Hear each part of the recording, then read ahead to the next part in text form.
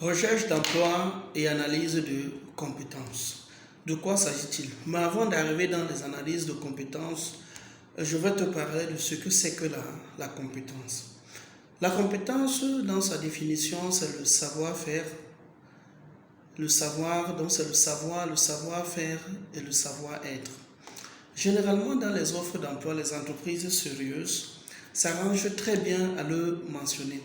Ça veut dire quoi? Le savoir, sont des compétences, sont des connaissances que vous avez acquises. Elles sont généralement techniques. On les appelle dans le système anglo-saxon des hard skills. Ce sont les éléments que vous savez faire.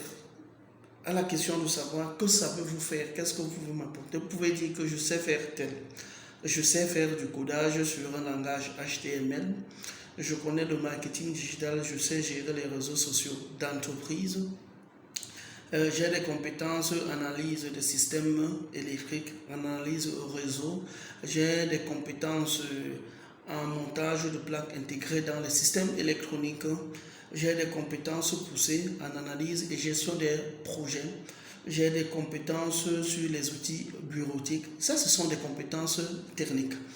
Maintenant, parlons des compétences, le savoir-faire, ce qu'on appelle le savoir-être, autant pour moi, désolé, ce qu'on appelle des soft skills. Bon, ça veut dire que vous êtes par exemple quelqu'un qui est ouvert, quelqu'un qui est collaboratif, quelqu'un qui se sent bien au sein d'un groupe, quelqu'un qui sait fédérer la communauté, quelqu'un qui sait prendre soin des autres, quelqu'un qui est peut-être introverti.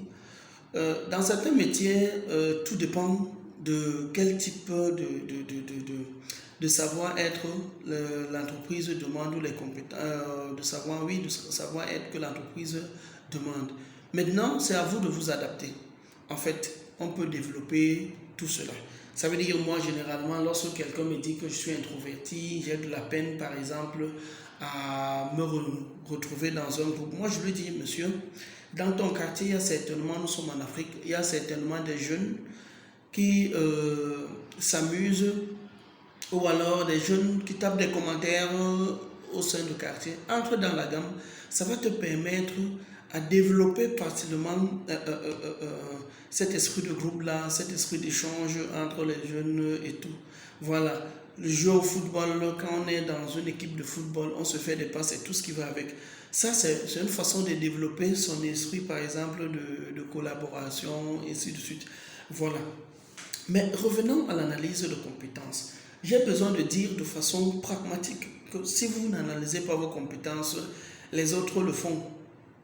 Les autres analysent leurs compétences. L'analyse de compétences, c'est un outil qui va vous permettre de savoir, ok, à un moment, j'ai fait cette formation, je suis peut-être amené à être auditeur de gestion, comptable d'entreprise, informaticien, développeur, peut-être back-end ou alors front-end. Je suis peut-être amené à être social media manager ou alors community manager ou alors responsable du marketing digital. Je suis peut-être amené à être commercial. Alors la question que tu dois te poser, c'est que par rapport à ta formation que tu as suivie, est-ce que tu as ces compétences-là? Quels sont aujourd'hui tes points forts? Quels sont tes points faibles?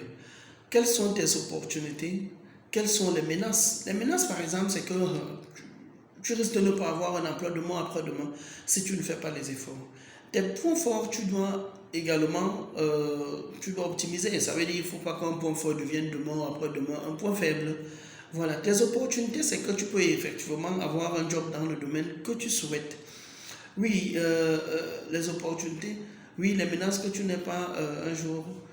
Les points faibles, par exemple, si tu sens que quelque part, parmi les domaines auxquels tu devrais effectivement avoir des compétences, tu ne les as pas, vraiment, il faut essayer d'améliorer. Vraiment, je prends un exemple simple. Vous êtes comptable, vous ne savez utiliser aucun système de gestion intégré dans le domaine de la comptabilité, il faut faire les efforts. Vous êtes banquier, vous ne connaissez aucun logiciel de banque, vraiment il faut faire les efforts. Vous êtes commercial, vous ne savez pas gérer un portefeuille client, vraiment il faut faire des efforts. Vous êtes marketiste, vous ne connaissez rien sur le marketing digital, vraiment il faut faire des efforts. Ainsi de suite, ainsi de suite. Quelqu'un qui fait donc ses analyses de compétences sait exactement quel niveau il se situe, quel niveau il se positionne, comment faire pour améliorer, quelles sont les opportunités qui se présentent à lui.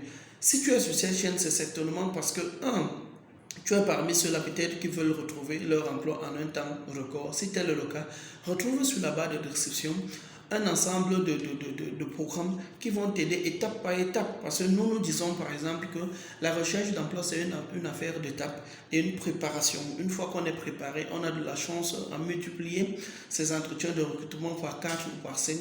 Ou alors on a possibilité, la chance de décrocher son job en un temps record. C'est aussi également pour ceux qui veulent se lancer dans une activité, dans l'entrepreneuriat ou alors veulent avoir des compétences poussées en marketing digital. Contactez-nous dans nos éléments de communication. Ça peut être WhatsApp, ça peut être Facebook ou alors ça peut être par appel direct. Pas de limite de date. Et enfin, je vais vous dire, si ce contenu vous a intéressé, vraiment, abonnez-vous, partagez et cliquez sur la cloche de notification pour ne rien manquer dans le futur.